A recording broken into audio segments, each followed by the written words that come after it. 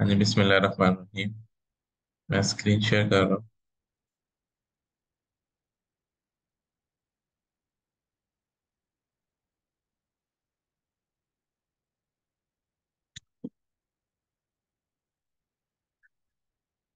अच्छा, कल हमने जो है ना ये चीज़ देख ली है और समझ ली है कि इंसर्ट अपडेट डिलीट हम सब ने सही कर ली भी है। ठीक है, तो आज इसी को थोड़ा हम आगे लेके चलते हैं।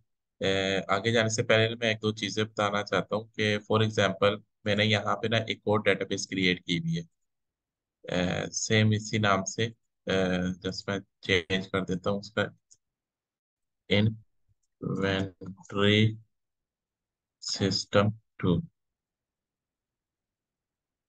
जब भी आप कभी क्यूरी एनालाइज यानी क्यूरी पे काम कर रहे होगे, ये वाली जो क्यूरी इसमें ये न्यू क्यूरी पे काम कर रहे हो, दो चीजें आप लोग हमेशा माइंड में रखना लाजमी देखनी है वो आप लोगों ने। एक तो ये चीज कि ये जो आपकी क्यूरी है ये किस डेटाबेस में चलेगी।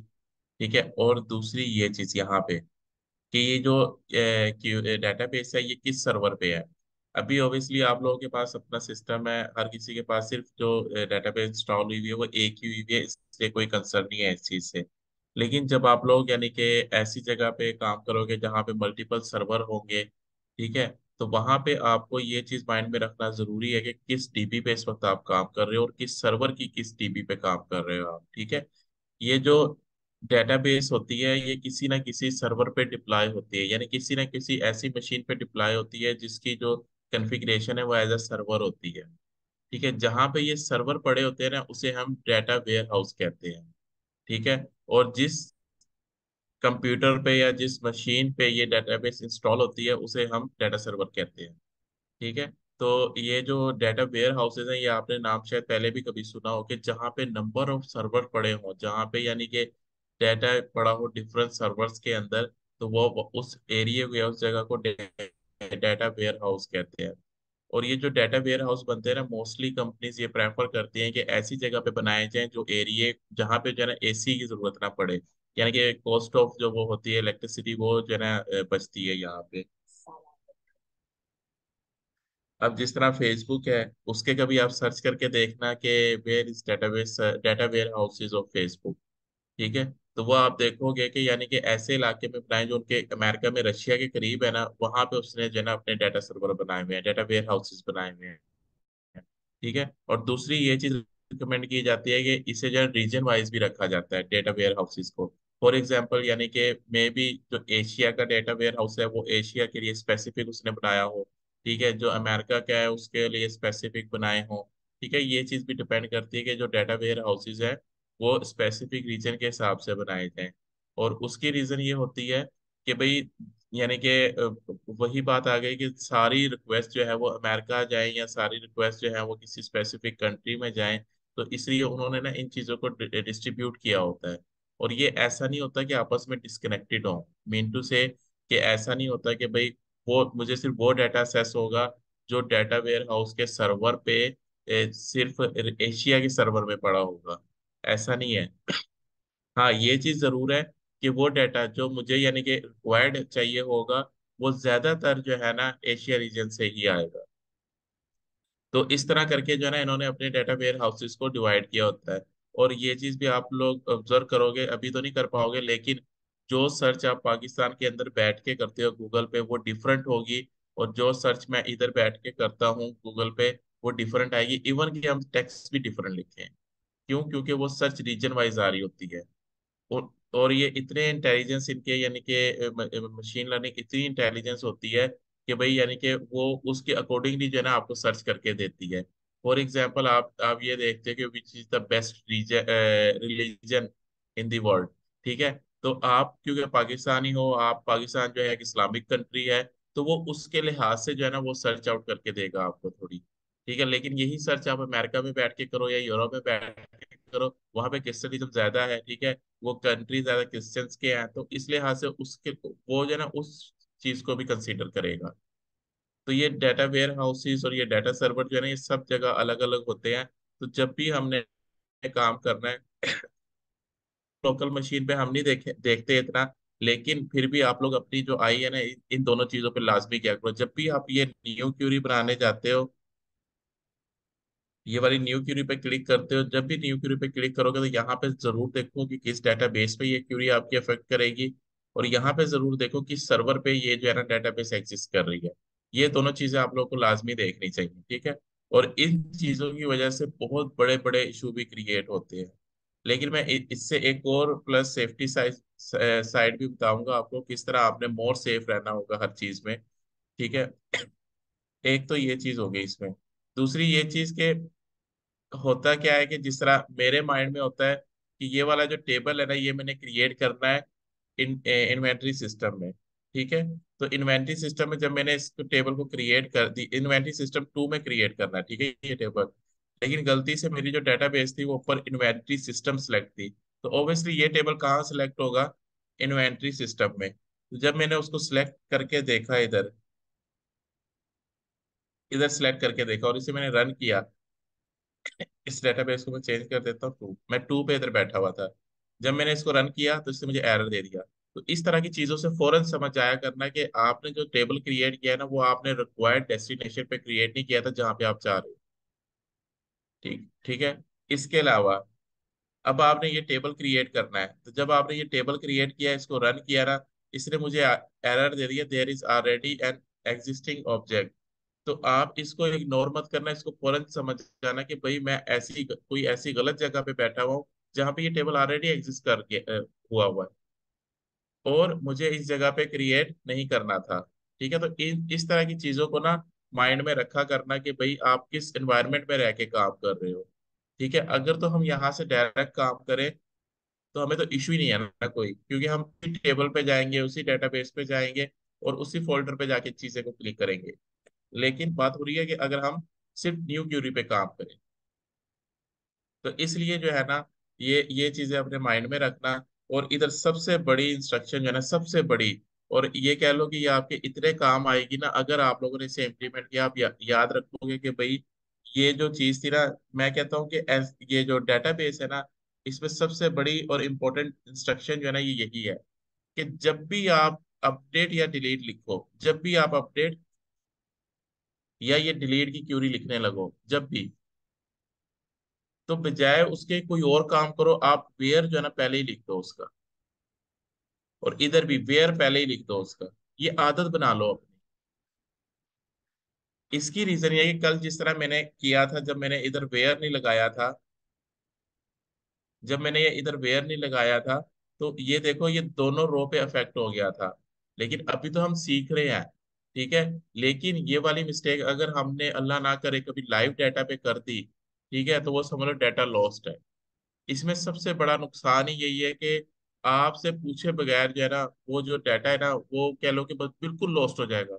अगर यही चीज यानी कि जब ये कंप्यूटर नहीं थे, फिजिकल फॉर्म में होते थे, तो पेपर फट जाता तो उस पर हम टेप वगैरह लगा लेते थे, या चलो फटे हुए कोई रख लेते थे, एटलीस्ट हमारे पास कोई इंफॉर्मेशन होती थी।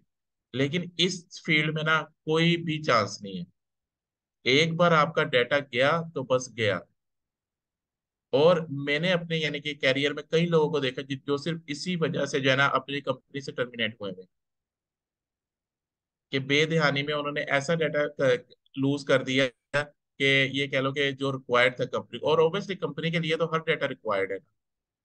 और अगर आप उनका डाटा ही यानी कि डिलीट कर दो या कुछ कर दो, नो डाउट जो कंपनी, अगर जो अच्छी कंपनीज होती है उनके जो डेटाबेस एडमिनिस्ट्रेटर वाले बंदे होते हैं वो बैकअप लेते हैं उसका। लेकिन बैकअप एक स्पेसिफिक टाइम पे लिया जाता है। फॉर एग्जांपल, मेरी कंपनी की ये पॉलिसी है कि डेली जो है ना वो मिड नाइट में बैकअप लेंगे, ठीक है। डेली मिड नाइट में बैकअप ले लिया, कल किसी ने कोई मगरिब के टाइम या असर के टाइम ये हरकत कर दी कि बगैर वेयर क्लॉज के ना एक अपडेट क्लॉज चला दी, या बगैर वेयर क्लॉज के एक डिलीट क्लॉज चला दी, अब वो डाटा लूज हो गया। लेकिन ठीक ठीक है, रात तक का बैकअप है, लेकिन जो मेरे कस्टमर ने ट्रांजैक्शन की है रात से लेके दोपहर तक या उस वक्त तक जब तक डाटा अपडेट नहीं हुआ था, वो किधर गई, ठीक है। तो इस तरह करके जो है ना, यानी कि ये हमेशा याद रखना, जब भी आप वेयर लिखो या डिलीट लिखो, से अपडेट लिखो या डिलीट लिखो, वेयर क्लॉज पहले ही लिख देना उसकी। क्यों? अगर आप वेयर क्लॉज में उसकी नहीं भी लिखते ना, जिस तरह आपने ये डिलीट लिख दिया पहले ही, तो इधर मैंने वेयर क्लॉज लिख, फिर आप अपनी लॉजिक डिसाइड बाद में करो, ठीक है, जिस तरह मैं अपनी लॉजिक डिसाइड कर रहा हूँ कि भाई डिलीट हो फ्रॉम कस्टमर से। अब मैं इसका वेयर क्लास नहीं भी लिखता, तो अगर जब मैं इस क्यूरी को रन करूंगा ना, ठीक है, वो मुझे एरर दे देगा कि भाई मेरे पास वेयर ही नहीं है। लेकिन अगर आपने ये वेयर क्लास नहीं लिखा हुआ और गलती से आपसे F5 दब गया या गलती से कुछ भी हो गया ना, और क्यूरी अभी आपने इतनी लिखी हुई, और वो गलती किसी भी तरह से हो सकती है, हो सकता है आप यहाँ पे 6 दबा रहे हो, ऊपर ऊपर वाला F5 दब गया आपसे, या कोई यानी कि कोई बच्चा वगैरह पास था वो इस तरह करके दबा के चला गया, कुछ भी हो सकता है। तो काइंडली जब भी आप वेयर और अपडेट लिखो, सॉरी अपडेट और डिलीट लिखो, हमेशा वेयर उसके साथ ही लगा दो बस। एटलीस्ट यानी कोई F5 भी दबा दे गलती से या कुछ भी कर दे गलती से, तो क्यों, बिकॉज ऑफ वेयर कीवर्ड वो क्यूरी ना चले। ठीक है, तो ये जो है ना सेक्शन थी बहुत इंपॉर्टेंट है। इसके अलावा एक और टिप मैं आपको दूंगा, वो होगी जब हम ट्रांजैक्शन का कॉन्सेप्ट क्लियर करेंगे ना, तब आप लोगों के लिए वो होगी। तो क्योंकि अभी ट्रांजैक्शन का कॉन्सेप्ट नहीं क्लियर, तो इसलिए उसकी नीड नहीं है। और वो हमारे काम, वो भी हमारे बड़े काम आती है, और मैं तो वो भी यूज करता हूँ। ठीक है। अच्छा, अब हम थोड़ा सा और लर्निंग करते हैं। अब मैंने अब ध्यान रखा कि भाई मैं इस डेटाबेस में हूँ, ठीक है, मैंने यहाँ पे काम शुरू किया। अच्छा, आप जो है ना अब दो तरीके होते हैं डेटाबेस चेंज करने के। एक तो ये कि यहाँ से आप कर लो, चाहे ये कर लो चाहे ये कर लो। अच्छा, इन डेटाबेस पे भी हमने काम नहीं करना। काम करना है कि करना ही नहीं है इन पे कभी भी, लाइफ में कभी नहीं करना है इन पे। और ये क्यों होती है, ये एक दिन सिर्फ हम देख लेंगे कि होती क्यों है ये डेटाबेसेस। अच्छा, अब मैंने इस डेटाबेस से यानी कि इस डेटाबेस में काम करना है, तो मैं यहाँ से भी चेंज कर सकता हूँ ऐसे करके। और एक मेरे पास दूसरी ऑप्शन होती है जिससे हम कहते हैं यूज। ठीक है, देखो यहाँ पे आ गई। अब मैंने इस डेटाबेस पे आना है, इसको आया, इसको सिलेक्ट किया, और ये मेरी उस डेटाबेस पे चला गया। ये देखो यहाँ से भी ऑटोमेटिकली चेंज हो। तो यानी कि दो वे होते हैं डेटाबेस को चेंज करने के। और रिकमेंडेड यही है कि आप यूज लिख के किया करो, कि यूज लिख के जिस डेटाबेस पे आपने काम के लिए जाना है उस डेटाबेस पे चले जाओ। अच्छा, अब हमने कल जो है एक स्लेट की क्यूरी देखी थी। अब इस स्लेट की क्यूरी में ना, थोड़ा सा इसके अंदर हम चले जाते हैं। अब स्लेट की क्यूरी में भी हमने तीन चीजें यानी कि देखनी है। अच्छा, एक मिनट, मैं ना थोड़े से रिकॉर्ड और इंसर्ट कर दूं हमारी इजीनेस के लिए।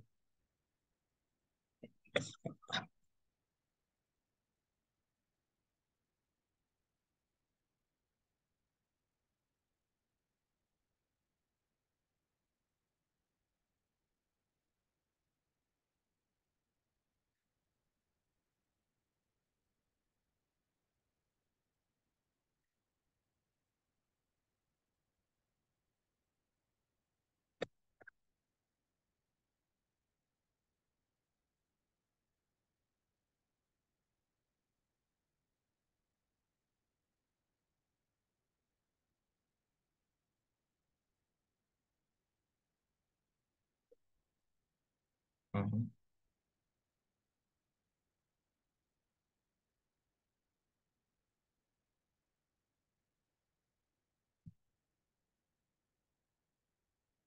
ये भी एम्प्टी।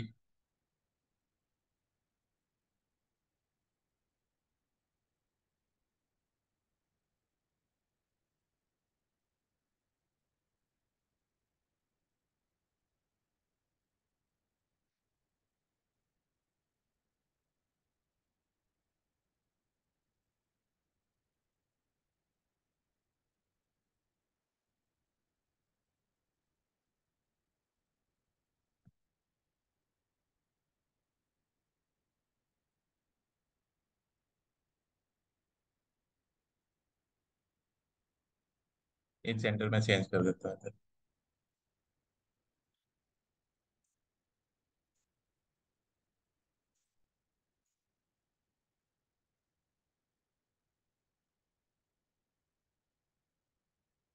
अच्छा, इसमें एक और चीज है। अगर आप लोग F5 प्रेस करोगे ना, तो जो जितना इसमें क्यूरी लिखी होगी ना, वो सारी स्टेप बाय स्टेप चल जाएगी। लेकिन आप स्पेसिफिक सिलेक्ट करके और फिर रन करोगे, तो वो सिर्फ जो आपकी सिलेक्शन की होगी ना आपने, वही चलेगी। और मेरी वैसे ये आदत है कि मैं F5 पे काम करता हूँ, मैं डायरेक्ट F5 प्रेस करता हूँ। तो इसलिए मैं अपना जो यानी कि ये जो है ना क्यूरी एनालाइजर भी इसे कहते हैं, ये जो क्यूरी का ये जो स्क्रीन है ना, इसे मैं हमेशा एम्प्टी रखता हूँ। इधर सिर्फ हमेशा मैं अपनी वही क्यूरी रखता हूँ जो F5 से रन करनी हो मुझे बस। मैं सिर्फ हमेशा इसे क्लीन रखता हूँ, डायरेक्ट रन करता हूँ, F5 लिखता हूँ और डायरेक्ट रन करता हूँ। तो वो जो सिलेक्शन का जो वो होता है ना, कह लो कि टाइम होता है, वो वेस्ट नहीं होता। और उसकी ये चीज आप लोगों को समझ आएगी जब आपकी एक क्यूरी ही जो है ना वो 50-50 लाइन की होगी ना, एक सिलेक्ट क्यूरी सिर्फ 50 लाइन की है, तो फिर उसको सिलेक्ट करने के लिए जो है ना टाइम कंज्यूम होता है। तो इसलिए मैं अपनी स्क्रीन को बिल्कुल क्लीन रखता हूँ, जो क्यूरी मैंने लिखनी होगी, जो जो भी मैंने बिजनेस उधर से चाहिए होगा, तो मैं वो वहां पे लिख के डायरेक्ट F5 को प्रेस करूंगा। लेकिन ये हर किसी की अपनी होती है, क्योंकि मोस्टली लोग जो है ना वो सिलेक्ट करके फिर F5 को प्रेस करते हैं। वो जो भी आपने अडॉप्ट करना हो वो आप लोग देख लेना। अच्छा, अब हम ना सिलेक्ट पे बात करते हैं। ये जो सिलेक्ट होता है ना, देखो, ये सिलेक्ट कहता है कि भाई जो मैं जो है ना वो चीज सिलेक्ट करूंगा जो या तो तुम मुझे मेरे साथ ही दे दो, या तुम मुझे फ्रॉम में दे दो। ठीक है। अब फ्रॉम वाली चीज तो आपने की है, फ्रॉम वाली चीज आप लोगों ने क्या की है, यहाँ पे हमने उसे कहा था कि भाई तू सिलेक्ट कर इस फ्रॉम से। अच्छा, ये फ्रॉम के बाद जो है ना इसे सिर्फ टेबल चाहिए होता है। ठीक है। यानी कि फ्रॉम के बाद ये कहता है कि मुझे कोई भी टेबल दे दो आप। ठीक है। तो जब मैंने ऐसे ये कोई भी टेबल दिया तो इसने जो है ना ये चीजें सिलेक्ट करके मुझे दे दी। इसके अलावा ये कहता है कि भाई आप जो है ना बजाय सब कुछ सिलेक्ट करने के ना स्पेसिफिक टेबल भी सिलेक्ट कर सकते हो, जैसे कि मैंने यहाँ पे अब किया, फर्स्ट नेम सिलेक्ट किया। ठीक है। ये फर्स्ट नेम सिलेक्ट हो गया। ठीक है। इस तरह करके जो है ना मैंने इसको जो है एड्रेस भी सिलेक्ट कर लिया। ये दो कॉलम सिलेक्ट हो गए। यानी कि ये फ्रॉम के अंदर जितनी इसे चीजें अवेलेबल होंगी फ्रॉम के टेबल के अंदर, उतनी ये चीजें हमारे लिए सिलेक्ट करता रहेगा, करता रहेगा। ठीक है। लेकिन आप लोग एक चीज नोट करो कि जो इसकी आउटपुट आ रही है ना वो भी एक टेबल ही आ रही है। सिलेक्ट ये कहता है कि मैं अपनी जितनी भी आउटपुट दूंगा ना वो एज अ टेबुलर फॉर्म में दूंगा। टेबुलर फॉर्म में यानी कि रो और कॉलम की सूरत में दूंगा। ठीक है। अच्छा, सिलेक्ट जो है ना सिर्फ टेबल से सिलेक्ट ही करता। सिलेक्ट के जो है ना एक और भी लिमिटेशन है, सिलेक्ट कहता है कि आप मेरे अंदर भी लिख दो, मैं जो है ना वो भी चीज आपको सिलेक्ट करके दे दूंगा। फॉर एग्जाम्पल, मैं कहता हूँ कि मैं ये चीज सिलेक्ट करता हूँ, मोहम्मद शुएब वहीद। इसको मैंने F5 किया। ये देखो, इसने ये चीज भी मुझे सिलेक्ट करके दे दी है, लेकिन दी किसमें, टेबुलर फॉर्म में। ठीक है। अच्छा, अब यहाँ पे देखो नो कॉलम नेम आ रहा है इसका। तो ये कहता है कि अगर आपने मुझसे अभी पिछले में आपने देखा होगा, पिछले एग्जांपल में कॉलम नेम क्या आ रहा है, इसका फर्स्ट नेम ही आ रहा है और इसका एड्रेस ही आ रहा है। यानी कि वो जो कॉलम नेम है, जो टेबल से उसने गेट किया कॉलम, उसी को वो कॉलम नेम उधर दे रहा है। ठीक है। और यहाँ पे वो क्या कर रहा है, यहाँ पे जो है ये वाली एग्जांपल मैं दोबारा लिख लेता हूँ।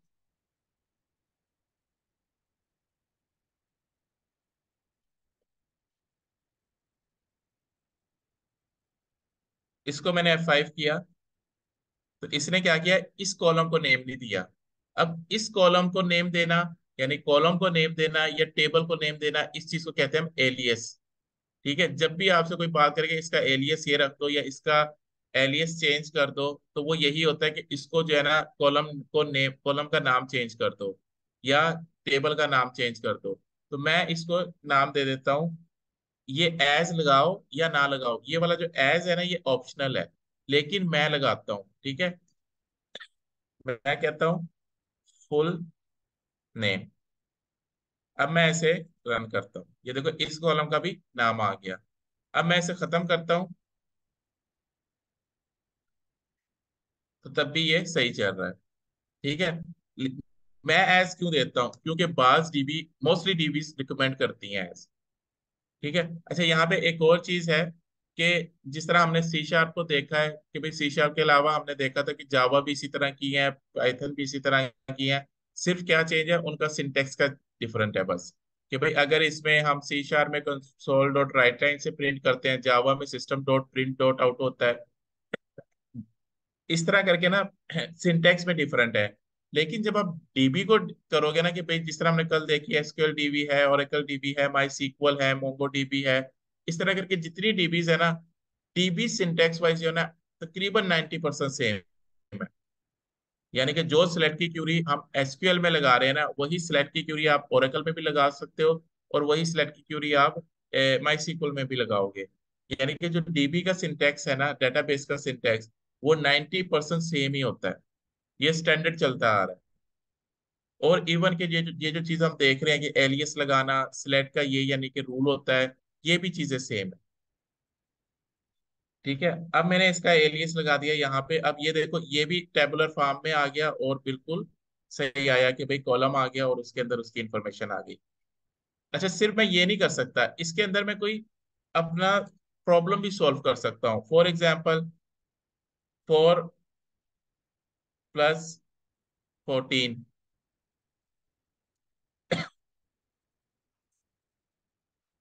इसको मैं F5 करता हूँ। देख रहे हो? और ये जो 4 है, ये मुझे हो सकता है किसी कॉलम से मिले, और 14 हो सकता है मुझे किसी कॉलम से मिले। ठीक है, तो ये सिलेक्ट का जो है ना, ये वाले रोल होते हैं इसके, कि भाई ये अपने अंदर कैलकुलेशन भी कर लेता है।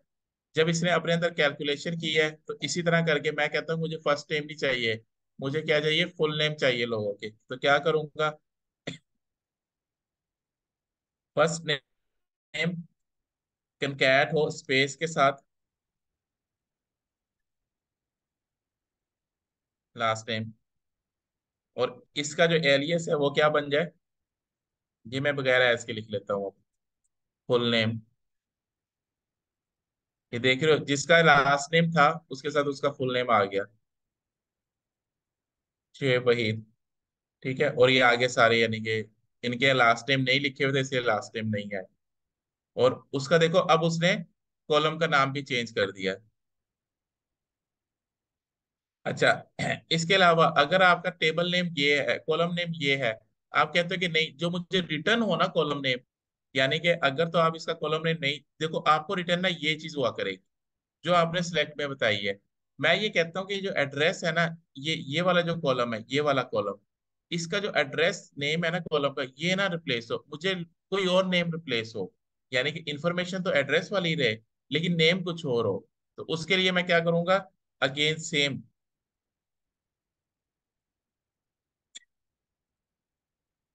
ये देखो, इसका कॉलम नेम चेंज हो गया। तो ये जो कॉलम नेम को हम चेंज करते हैं, ये किसके जरिए करते हैं, एलियस के थ्रू करते हैं। ठीक है। अच्छा, अब मैं जो हूँ इसको सारे को कट करता हूँ।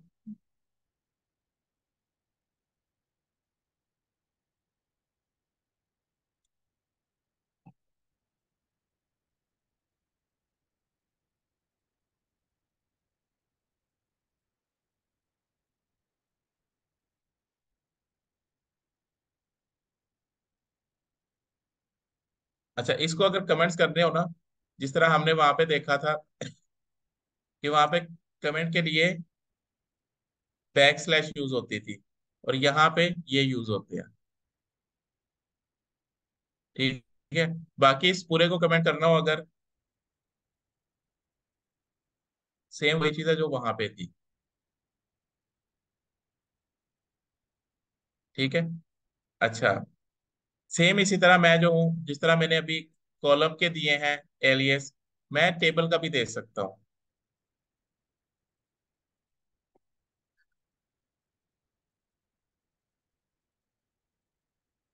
ठीक है, अभी मैंने इसको यूज नहीं किया, मैंने यूज भी कर सकता हूँ इसे, यहाँ पे टीबीएल डॉट, इसके अंदर है ये कॉलम, सेम इस तरह टीबीएल डॉट इसके अंदर है कॉलम,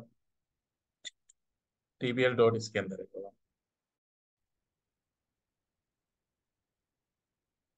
ठीक हो गया, एलियस के थ्रू जो है ना मैंने उसको कॉल कर लिया हुआ है। अब इधर यहाँ पे ना एक बहुत बड़ी समझने वाली चीज है, वो जरा गौर से समझना। ये देखो, यहाँ पे ये जो था, ये वाला जो सिलेक्ट है, ये हमें सिर्फ एक ही कॉलम रिटर्न कर रहा है, जिसके अंदर ये वैल्यू पड़ी हुई है। और उसके अंदर जो कॉलम नेम है वो है फुल नेम। अब मुझे एक बात बताओ, क्या मैं इसको ये चीज कर सकता हूँ?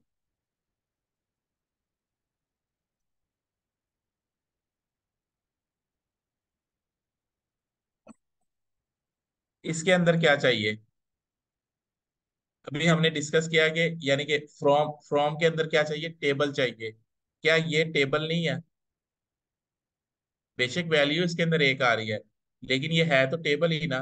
तो इसके अंदर मैं कोई भी, या टेबल वो हमारे पास एग्जिस्ट करता हो या हम खुद बना रहे हो या हमने कहीं से भी वो टेबल लेके आए, इसको चाहिए टेबल। और ये क्या चीज है? ये भी हमने देखा कि ये भी टेबल ही है।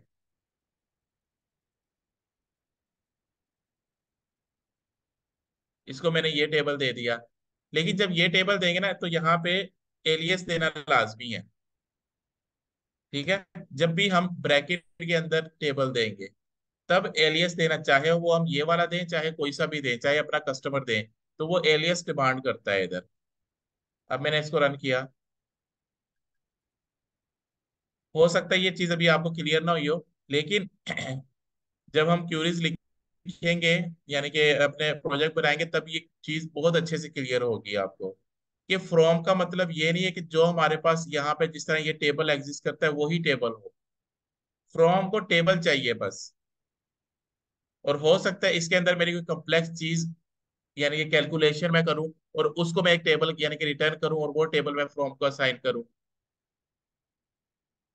तो सिलेक्ट जो है वो चीज शो करता है, या तो वो डायरेक्ट शो करे उसके अंदर तब भी वो एक्सेप्ट कर लेगा, या फिर वो जो है ना फ्रॉम के अंदर जो इंफॉर्मेशन आ रही होगी उसको वो अपने अंदर शो करेगा। इसी तरह करके इधर अगर मैं और ज्यादा वो कर दूं कॉलम, फॉर एग्जाम्पल यहाँ पे मैं एड्रेस कर देता हूँ लाहौर, और इसको एलियस दे देता हूँ एड्रेस का। अब यहाँ पे मेरे पास देखो कितने कॉलम आ जाएंगे टीबीएल में, दो कॉलम आ गए। और हालांकि ये किसी टेबल से नहीं आ रहे, टेबल से आ रहे हैं लेकिन कौन सा टेबल? जो रन टाइम पे मैं खुद बना रहा हूँ।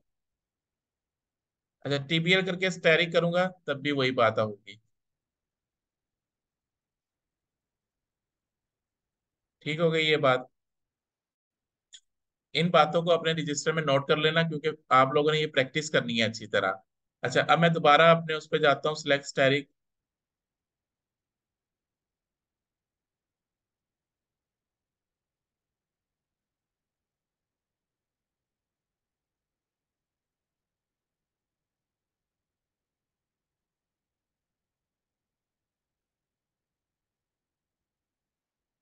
और इसमें सिर्फ वो लोग उठाता हूँ जिनकी जेंडर जो है वो क्या है, सॉरी जेंडर नहीं, सिटी जो है रावलपिंडी है।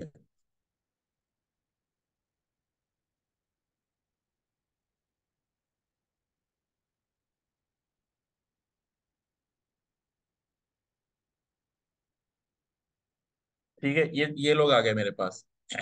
अब ये चीज एक समझने वाली है इसमें कि जिस तरह हमने देखा था कि जो सी शार्प का कंपाइलर है ना वो लाइन बाय लाइन एग्जीक्यूट होता है यहाँ पे भी लाइन बाय लाइन एग्जीक्यूट है, लेकिन सिलेक्ट के लिए ना इसकी डिमांड और है। सिलेक्ट में कैसे एग्जीक्यूट होता है? सबसे पहले ये चीज एग्जीक्यूट होती है कि फ्रॉम में क्या चीज है। सबसे पहले वो डेटाबेस से जाके कस्टमर के डेटाबेस को सिलेक्ट करेगा। उसके बाद अगर वेयर है, ठीक है, अगर वेयर है तो उसे एग्जीक्यूट करेगा, वरना फिर सिलेक्ट में जितने कॉलम लिखे हुए हैं या जो कुछ लिखा हुआ है सिलेक्ट में वो एग्जीक्यूट कर देगा। और अगर हमने देखा वेयर है तो उस टेबल में से फिर वो वेयर के क्लॉज को एग्जीक्यूट करेगा। अब जब ये वेयर को एग्जीक्यूट करेगा ना, ये लाइन बाय लाइन उससे रीड करेगा, लाइन बाय लाइन उससे देखेगा कि हाँ ये वाली जो लाइन है, क्या ये जो इसने कंडीशन दी हुई है इसको फुलफिल कर रही है। तो उसने देखा कि हाँ, अभी मैं एक मिनट,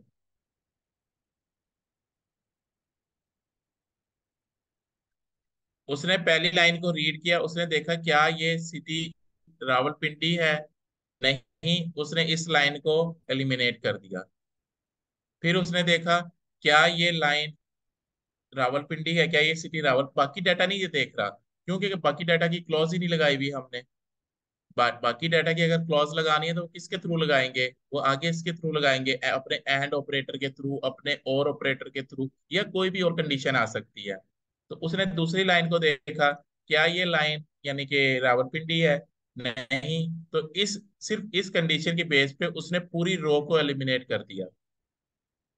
उसके बाद उसने देखा क्या ये लाइन रावलपिंडी है, उसने कहा यस ये रावलपिंडी है, सेलेक्ट कर ली। क्या ये लाइन रावलपिंडी है, उसने कहा यस, सेलेक्ट कर ली। फिर उसने ये देखा इस रावलपिंडी है, फिर उसने ये देखा रावलपिंडी है, उसने वो सिलेक्ट कर दी। जब ये टेबल सिलेक्ट हो गया, अब कंपाइलर के पास ये टेबल, इतना टेबल सिलेक्ट हुआ हुआ है। अब इसने इसमें से सिलेक्ट करना है जो उसने सिलेक्ट पे लिखा होगा।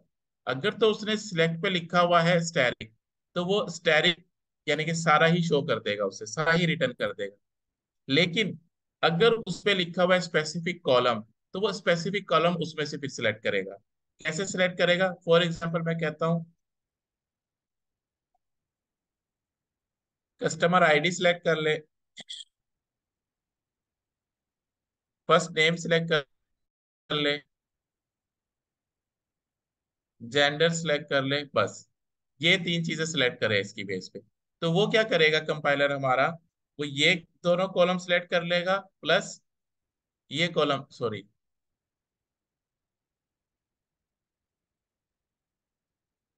वो ये कॉलम सिलेक्ट कर लेगा और ये वाला कॉलम सिलेक्ट कर लेगा। हालांकि सारी जो सिलेक्शन हुई थी वो इनकी हुई थी, ठीक है। लेकिन जब वो ये वेयर क्लॉज भी रीड करके जब वो सिलेक्ट पे दोबारा वापस गया, तो उसने कहा कि यहाँ पे ये तीन कॉलम सिलेक्ट कर ले, तो वो ये तीन हमें आउटपुट दिखा देगा। लेकिन इसके बाद वो एक और चीज भी रीड करता है, और वो होता है एलियस। इसे मैं फॉर एग्जाम्पल कहता हूँ सिर्फ आईडी करके शो कराए, इसे मैं कहता हूँ फॉर एग्जाम्पल सिर्फ नेम शो करा दे, और इसे मैं कहता हूँ फॉर एग्जाम्पल जेंडर ही रहने दे, ठीक है। तो अब जब ये क्यूरी चलेगी, जब ये वाली चीजें हमारी सिलेक्ट हो जाएंगी जो हमने सिलेक्ट की हैं स्पेसिफिक, उसके बाद जब ये आउटपुट देगा हमें, इसका कॉलम नेम चेंज कर देगा, आईडी कर देगा, इसका कॉलम नेम हमारा नेम कर देगा, और इसका कॉलम नेम जेंडर ही रहने देगा। क्यों, क्योंकि यहाँ पे हमने इसका एलियस नहीं दिया हुआ। अब मैं इस क्यूरी को सिलेक्ट करता हूँ, एरर आ गया, कस्टमर,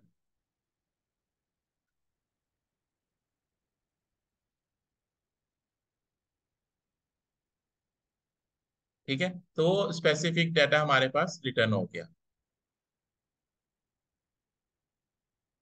अच्छा, रिटर्न अगेन वही बात दोबारा रिपीट कर रहा हूँ। सबसे पहले वो फ्रॉम को रीड करेगा, फ्रॉम को रीड करने के बाद वो पूरा पूरा टेबल जो भी फ्रॉम में लिखा हुआ है, यानी कि अभी हमने सिर्फ देखा है कि एक टेबल नेम लिखा हुआ है, लेकिन आगे जाके हम देखेंगे कि और भी काफी कुछ आता है फ्रॉम में। लेकिन as per current knowledge, from में जो लिखा हुआ है टेबल, उस टेबल को उसने सिलेक्ट कर लिया। ठीक है, उसके बाद कितना टेबल को एलिमिनेट करना है, कितने टेबल को सिलेक्ट करना है, वो हमें ये वेयर बताता है। जितना टेबल या जितना फिर यानी कि वो सिलेक्ट हुआ, उसके बाद कितने कॉलम उसमें से शो करने हैं, वो हमें ये सिलेक्ट बताता है। ठीक है, उस उन कॉलम को सिलेक्ट करने के बाद जो कॉलम नेम क्या रखने हैं, वो हमें इसका एलियस बताते हैं। ठीक है, तो इस तरह करके जो है ना हमारी सिलेक्ट क्यूरी कंप्लीट होती है। तो हम जो यानी कि ये जो रन होती है ना, वो इस तरह करके होती है। ये चीज हमें पता होनी चाहिए कौन सी चीज कब रन हो रही है, ताकि हम अपनी क्यूरी को जो है ना फास्टर बना सके कि भाई कहाँ कौन सी चीज कब एलिमिनेट करनी है, कौन सी चीज कब सिलेक्ट करनी है। तो उसकी बेस पे जो है ना हम अपनी क्यूरीज को अच्छा आउटपुट रिजल्ट बना सकते हैं उसका। अब थोड़ा इस चीज पे आ जाते हैं। फॉर एग्जाम्पल मैं कहता हूँ कि मुझे जो है ना सिर्फ मेल जेंडर ही सिलेक्ट करने हैं।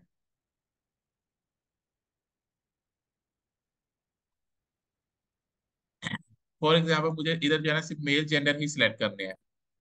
अच्छा, मैंने इसका भी वन ही रख दिया है।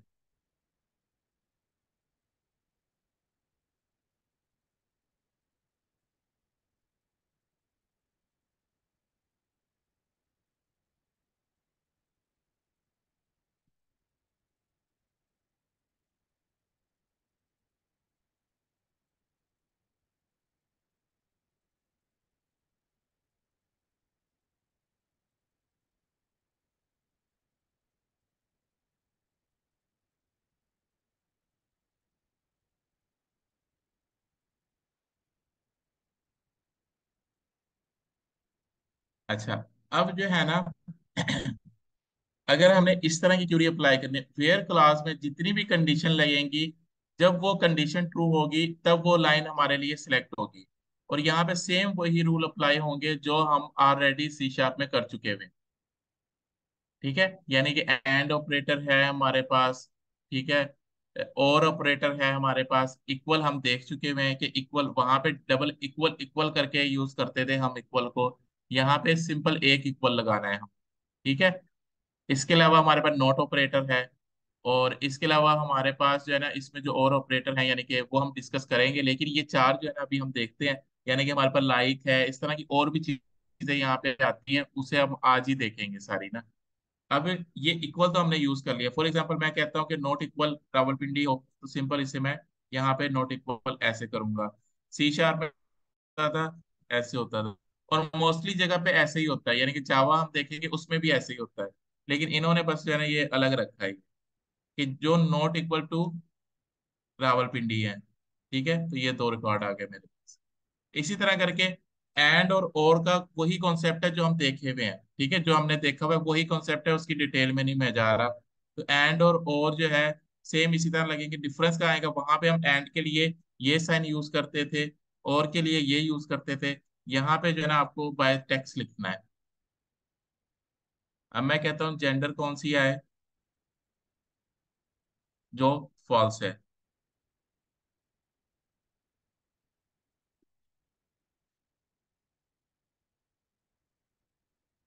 ब्लू,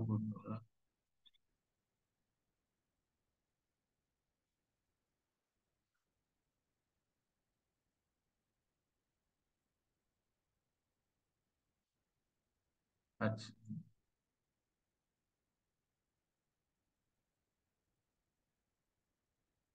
तो मेरे पास स्पेसिफिक वही जेंडर आ गई है। ठीक है, तो इस तरह करके एंड और को हम लगाएंगे। और ये सारे ऑपरेटर ना हम ऐसे यूज करेंगे।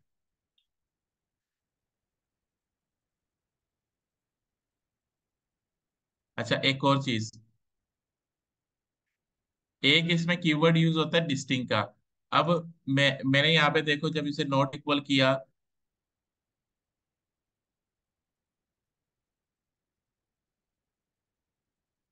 ठीक है, जब अब ये देखो दोनों रिकॉर्ड बिल्कुल सेम सेम आ रहे हैं, दोनों रिकॉर्ड। ठीक है, तो यहाँ पे मैं चाहता हूँ कि मुझे सिर्फ डिस्टिंग रिकॉर्ड ही रिटर्न हो।